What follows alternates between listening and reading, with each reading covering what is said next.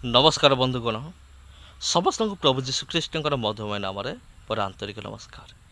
प्रिय बंधुगण आपण तो थंबनेल निश्चय देखि से जहाँ लिखाई आप पढ़ी आरएसएस ब्यान हो गला कि प्रिय बंधुगण आरएसएस ब्यान हबार पूरा समस्त प्रकार प्रस्तुति सरी मुझे कही रखुच्छी पूर्वर बहुत थर आरएसएस को ब्यान कराई आउ ए 2025 मसीह यहाँ चतुर्थ थर कि पंचम थर हम मो तो पूरा सियोर नुहे कि निहाती 2025 मसीह आरएसएस को ब्यान कर एक योजना चली।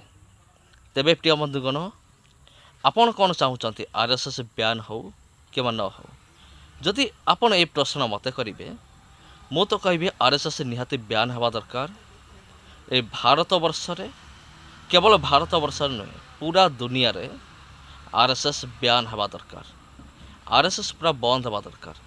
केवल आरएसएस ही नुहे बजरंग दल भाजपा भली जिते भी ख्रीस्टियन विरोधी दलगुड़िक अच्छा समस्त बंद हवा निहाती जरूरी अटे। कारण एमाने संविधान विपरीत काम एमाने करते आउ आईन को निज हाथ में नहीं भावती जे एमाने होचंती निजे होची सरकार। से प्रिय बंधुगण चलंतु वीडियो को आम माने देखिबा आरएसएस केमिति बंद हम एवं ए वीडियो मध्य आपन को निमंते गोटे गुड न्यूज अच्छी ता वीडियो भितर आपन को मिल जीवो। धन्यवाद। Praise the Lord. सबको जय मसीह की। दोस्तों क्या आपको ये पता है कि जो खास करके मसीहियत के ऊपर, चर्च के ऊपर, प्रार्थना सभाओं के ऊपर जो हमला हो रहा था वो हमला किसके सह पर हो रहा था? क्या आपको इस बात की जानकारी है कि इस प्रकार के घटनाक्रम को देने के लिए, इस प्रकार के घटनाक्रम के लिए कौन जिम्मेवार है?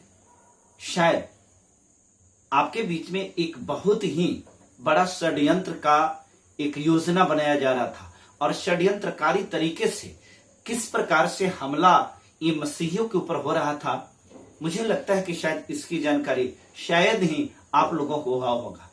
आज इस वीडियो में हम इसी प्रकार की बात को बतलाने वाले हैं और इस बात में हम बताने का प्रयास करेंगे इस वीडियो में कि जो षड्यंत्रकारी था वो षड्यंत्र कहां से रच रहा था और उसके षड्यंत्र के पीछे कौन कौन लोग थे जो जिम्मेवार थे।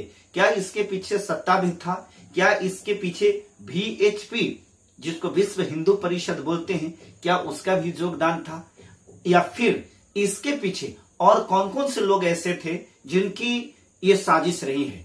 तो इस वीडियो में आप शुरू से लेकर के अंतिम तक बने रहिए। आप सभी से मेरा एक गुजारिश है, वीडियो में आगे बढ़ने से पहले जो लोग इस चैनल पर सबसे पहली बार हैं कृपया इस चैनल को सब्सक्राइब कर लीजिए और घंटी की आकृति को दबा करके और ऑल का नोटिफिकेशन को एक्टिव कर लीजिए। साथ ही साथ मैं इस अभी फिलहाल देख रहा हूं कि आप तमाम लोग वीडियो को शेयर करने में शायद कंजूसी कर रहे हैं, इसलिए मेरा गुजारिश है, मैं बार बार बताता हूं कि मैं ये वीडियो एक क्रांति के रूप में चला रहा हूं, एक परिवर्तन का आगाज है।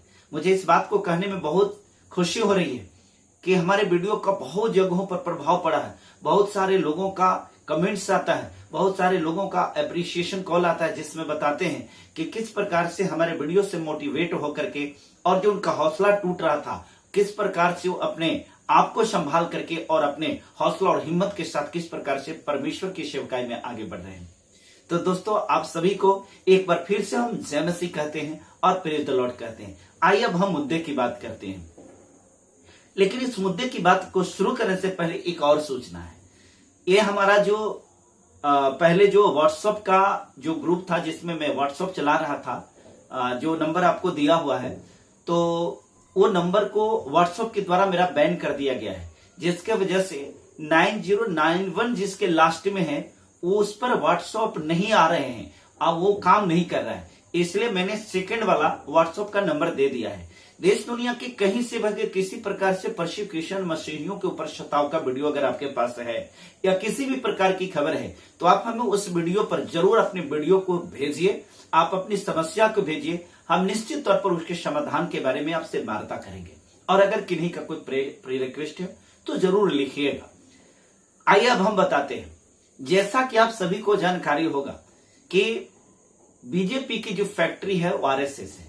आरएसएस से बीजेपी बनती है और आरएसएस के कई एक शाखाएं हैं।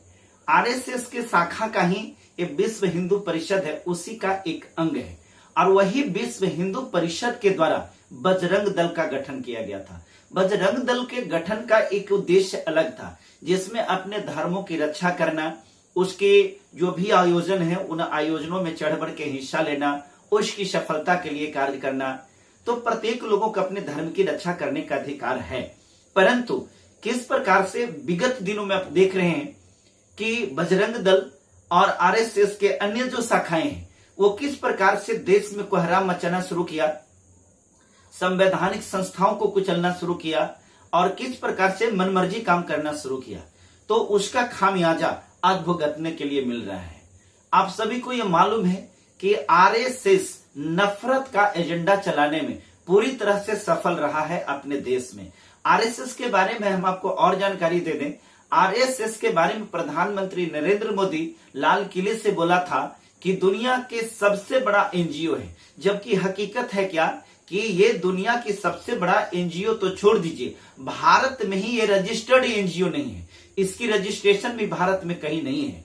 अगर ये संस्था चल रहा है तो सिर्फ भाजपा के बदौलत चल रही है, उसकी सरकार के बदौलत चल रही है। इसी में खबर हम आपको ये बता दे रहे हैं कि आरएसएस पर बैन की मांग मैंने भी उठाया था, बजरंग दल पर बैन की मांग मैंने भी उठाया था, परंतु अन्य राज्यों में तो नहीं, लेकिन देश का सबसे पहला राज्य बना केरल, जहां पर आरएसएस को पूरी तरह से बैन कर दिया गया है। हालांकि राहुल गांधी ने कर्नाटका में बजरंग दल को बैन करने की बातें कहा था, परंतु अभी वहां इस प्रकार की कोई कार्य नहीं हुआ है और इन चीजों को, जिन बातों को कह करके वो सत्ता में आए थे, अभी उस पर पूरी तरह से उसे ठंडी बस्ती में डाल दिए हैं।